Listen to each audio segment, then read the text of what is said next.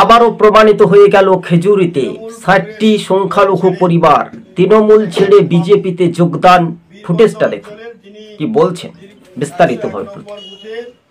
তৃণমূলের বুথ সভাপতি ছিলেন বীরবন্দর ৪ নম্বর অঞ্চলের সংখ্যালঘু সেলের সভাপতি এবং অঞ্চল সভাপতি হিসেবে তিনি দীর্ঘদিন তৃণমূল কংগ্রেসে কাজ করার পরে ওনাদের দুর্নীতি এবং অপশাসনের বিরুদ্ধে দাঁড়িয়ে আজকে ভারতীয় জনতা পার্টির সঙ্গে তিনি সামিল হলেন, এই বৃহৎ পরিবারে সামিল হলেন।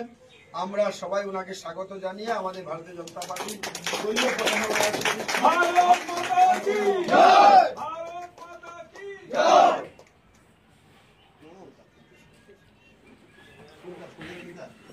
बोलो बोलो भारत माता की जय, भारत माता की जय। नरेंद्र मोदी जी जिंदाबाद, नरेंद्र मोदी जी जिंदाबाद, जेपी नड्डा जिंदाबाद, जेपी नड्डा जिंदाबाद, बीजेपी बीजेपी बीजेपी जिंदाबाद, नरेंद्र मोदी जिंदाबाद, नरेंद्र मोदी जिंदाबाद। হ্যাঁ দর্শক বন্ধুগণ, আপনারা দেখতে পেলেন সরাসরি সেই ফুটেজটা দেখালাম। কেন সংখ্যালঘু ভোটাররা তৃণমূল ছাড়লেন?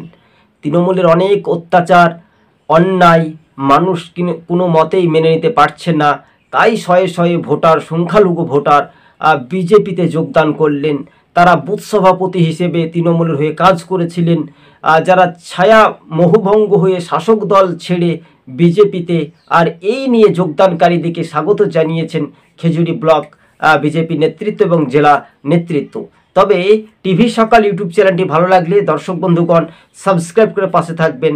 আবারও রাতের ঘুম ভাঙল শাসক দল তৃণমূলের বিজেপিতে ঐতিহাসিক যোগদানের কর্মসূচি, তাও আবার